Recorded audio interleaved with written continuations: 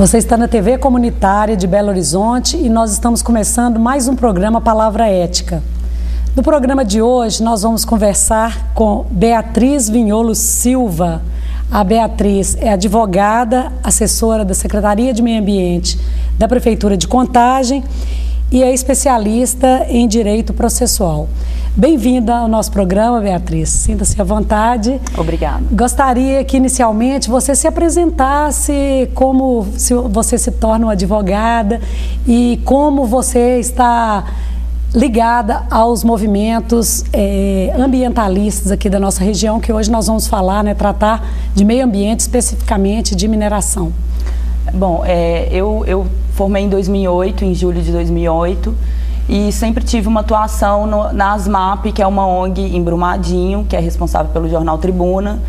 E em 2008 a gente iniciou o nosso movimento, que é o Abraça a Serra da Moeda, que acontece todo dia 21 de abril. A partir daí eu comecei a me envolver mais com a causa ambiental aqui. E aí a gente passou a fazer esse protesto também anualmente. E aí hoje a gente fundou, a gente institucionalizou esse movimento popular, constituindo a ONG Abraça a Serra da Moeda, isso aconteceu no final do ano passado, e hoje eu sou presidente da ONG Abraça a Serra da Moeda, que é responsável pelo protesto no dia 21 de abril, que na última semana reuniu 6.000 pessoas na Serra. Que bom, né? Como diz o Gonzaguinho, acredita na rapaziada, né? Tão jovem, já inserida em problemas ambientais tão sérios, né? Que bom. Fala um pouquinho mais, Beatriz, para nós sobre essa ONG, chama Abrace a Serra? Isso, então, inicialmente era um movimento. Isso, era um movimento popular. E aí a gente, em 2010... Mas como que ele surge, esse movimento? Então, surgiu com um grupo de moradores ali de Brumadinho, que quando a empresa Ferros Resources, que é a empresa que pretende explorar ali na Serrinha, que é esse trecho da Serra da Moeda, ela começou a anunciar seus planos de exploração em 2007, esse grupo de moradores de Brumadinho começou a organizar esse movimento. E a gente concluiu que a melhor forma era fazendo um protesto que chamasse a atenção das autoridades estaduais para esse problema dessa atividade econômica no Estado, né, que é violenta para o meio ambiente e questionável sob o ponto de vista econômico também. Beatriz, eu acho que seria interessante você também retomar para nós como que os moradores tomam conhecimento que essa mineradora tem essa pretensão de fazer a explotação desse minério, até porque você já tinha me adiantado, porque é muito difícil, você é uma advogada que atua aí na área de direito ambiental, como é difícil a população, a sociedade se dar conta de que vai acontecer aquele processo, porque a falta de acesso aos documentos. Isso. Retoma para nós um pouco isso aí. O problema que a gente vê hoje no licenciamento dessa atividade mineral é que o processo administrativo que tramita no Departamento Nacional de Produção Mineral, que é o DNPM, ele tramita sob sigilo. Então, as comunidades, elas só têm acesso ao projeto do empreendimento depois que já foi definido praticamente o empreendimento mesmo pelo órgão federal. Eles têm essa proteção no meio mineral que é inconstitucional e que o acesso às informações desse tipo de atividade, ele só se dá se você ajuizar uma ação. Foi o que vocês fizeram? Foi o que nós fizemos. No ano passado ainda não tinha uma ONG, a gente não tinha institucionalizado a ONG. Eu tive que entrar com uma ação popular na Justiça Federal, em causa própria, pedindo a disponibilização desse projeto, desse empreendimento na Serrinha, porque a empresa alegava que não existia um projeto. Só que se a gente consultasse pela internet no site do DNPM, a gente via que já existe até um requerimento de lavra. Então não tinha como que não tem um projeto se tem um requerimento de lavra. Então isso é uma prática de todas as mineradoras no estado de Minas Gerais. Elas só dão publicidade aos seus projetos minerais depois que já foi praticamente finalizado o procedimento administrativo no DNPM. Sim. Beatriz, esse processo específico que a ONG Abrace a Serra ela está enfrentando, quer dizer, lutando de todas as formas para que ele não ocorra. Gostaria que você situasse para nós, geograficamente, onde ele está e qual é a importância de não permitir essa mineração, qual é o patrimônio, quais são os impactos.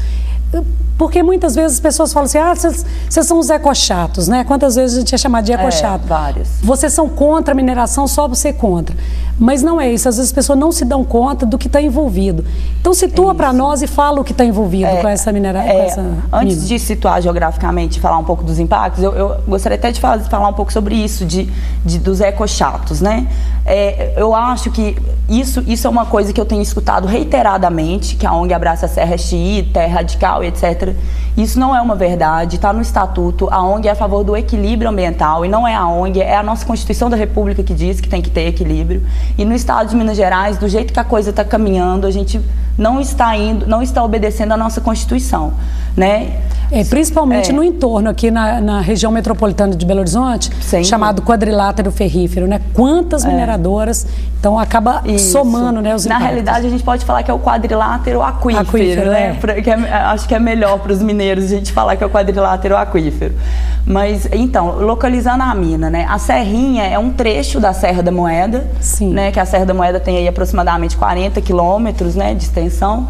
É um trecho da Serra da Moeda, localizado em Brumadinho, no município de Brumadinho, e que está ao lado desse monumento natural que foi recentemente criado através desse termo de ajustamento de conduta do Ministério Público com a empresa Gerdau.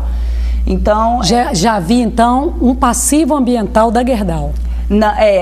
Para fazer esse TAC com o MP, sim. Né? E na Serrinha também já existia um passivo, que foi de uma mineradora que começou a operar ali e bem no início das suas atividades ela faliu e aí deixou esse passivo ambiental e a Ferrous adquiriu esse passivo. Ela é sucessora, então, mas... Isso, inclusive, isso vem sendo questionado na Justiça Federal nessa mesma ação, é a titularidade do direito mineral deles, mas eu acho melhor a gente não entrar nesse assunto agora. Exatamente. Nós vamos... Mas essa Serrinha, então, ela nesse termo de ajustamento de conduta do Ministério Público, ficou assegurada. Então, houve a criação, então, de uma unidade de conservação, seria isso? Isso, é o monumento natural, né, que pega ali os municípios de Moeda e Itabirito, né, que está ao lado desse trecho Serrinha, que é uma área maior que deve ser protegida também. Então, na realidade, a ONG ela quer ampliar esse monumento natural que já existe, que é o único instrumento jurídico que a gente tem hoje na legislação ambiental que vai preservar efetivamente a biodiversidade daquela montanha. Sim, mas quais são as medidas que vocês, a ONG, todas as pessoas que apoiam esse movimento, estão fazendo para estender, então, a proteção não apenas para aquele espaço, né, que foi objeto do termo de ajustamento de conduta, mas para a área? E gostaria de saber também, ele cobriria toda a área e que haveria, então, um impedimento mesmo à mineração ali? Isso. O monumento natural, ele inviabiliza a exploração direta dos recursos naturais, né? Então, a indireta, que é aproveitar a água, as nascentes de água que tem naquele trecho, a gente poderia, aliás, são as nascentes que abastecem ali a zona rural de Brumadinho, né? Que tem a Mãe d'Água, do Valente, enfim. Esse monumento natural na Serrinha, ele iria proteger, não ia ser só aquela parte da montanha, né? Seria também mais de 1.000 hectares no Vale do Paropeba, que é onde seriam instaladas as outras estruturas dessa mineradora, que é a barragem de rejeito, a pilha de estéria, a usina de beneficiamento, terminal de embarque, que são altamente impactantes e estariam em cima de áreas verdes que devem ser protegidas também, né? O monumento natural ele também iria proteger as nascentes, porque esse empreendimento ele vai rebaixar o lençol freático e vai secar as nascentes ali da região que abastecem as comunidades. Beatriz, um dos aspectos também que você já falou aqui anteriormente para nós é o problema da prospecção minerária, que hoje as mineradoras também reiteradamente têm feito isso. Ele faz uma prospecção até uma determinada profundidade, como é muito oneroso. Me explica por que acaba que ela tem uma concessão de lavra praticamente ilimitada sem fazer a prospecção? Explica melhor como que isso funciona. Então, isso é uma prática que, desde que eu entrei para esses movimentos, eu tenho observado que é bem comum das mineradoras. A Ferrous, na Serrinha, fez isso, e eu poderia citar outros exemplos também. Eles pesquisam até um determinado nível, por exemplo, 100 metros, né? E não chegam nem no lençol freático, portanto eles não têm informação nenhuma sobre o lençol freático e tampouco até o fundo da cava projetada.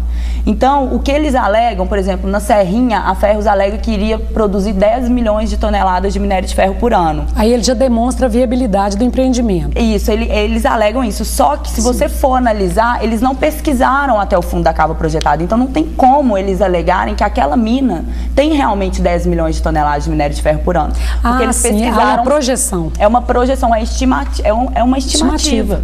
Né? Mas em tratando de natureza, de geologia, você pode estimar, você tem que pesquisar mesmo. E a legislação manda que deve haver pesquisa, sim. E a pesquisa até o princípio da precaução, né? O princípio da precaução, exatamente. Nós tivemos esse problema também na mina de Capão Xavier. Quer dizer, depois que tira uma primeira etapa, a mineradora vem pedindo, então, para expansão da mina. E é o que também está acontecendo lá em Brumadinho, na Serra Azul, que é um empreendimento da MMX que pega Brumadinho, Igarapé e São Joaquim de Bicas. Lá a mesma coisa, eles não fizeram a pesquisa até o fundo da cava, não chegaram no lençol freático e estão anunciando que vão tirar 24 milhões de toneladas de minério de ferro por ano. Sim, e em qual fase que está esse processo hoje dessa empresa que você falou o nome, chama...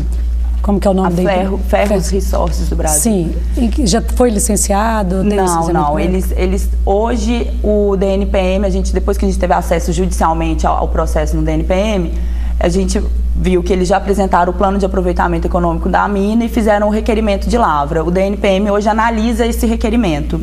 Né? E do ponto de vista do licenciamento no Estado, né, o licenciamento ambiental, ainda não, eles alegam que o estudo de impacto ambiental da mina está suspenso. Então, se não tem o estudo de impacto ambiental, ainda não tem o processo de licenciamento tramitando normalmente, né? Está suspenso, então a gente tem que ver até os prazos, como é que está funcionando isso. Sim, mas por meio dessa ação judicial, que você, né, pessoalmente, impetrou na Justiça Federal, vocês já tiveram acesso ao processo e agora estão acompanhando. No DNPM, tivemos sim. Sim. Bem, então nós estamos conversando aqui com a Beatriz Vinholo Silva, ela é advogada, especialista em direito processual e assessora da Secretaria de Meio Ambiente de Contagem. E a Beatriz está nos falando aqui sobre mais um processo, uma tentativa de mineração na região metropolitana de Belo Horizonte, trazendo um prejuízo muito grande aí para a nossa paisagem, né? Mais uma perda aí da nossa paisagem e também outros impactos sociais graves, né? Impactos ambientais, econômicos. Mas sobre isso nós vamos falar no segundo bloco, nós vamos fazer um pequeno intervalo e voltamos já já.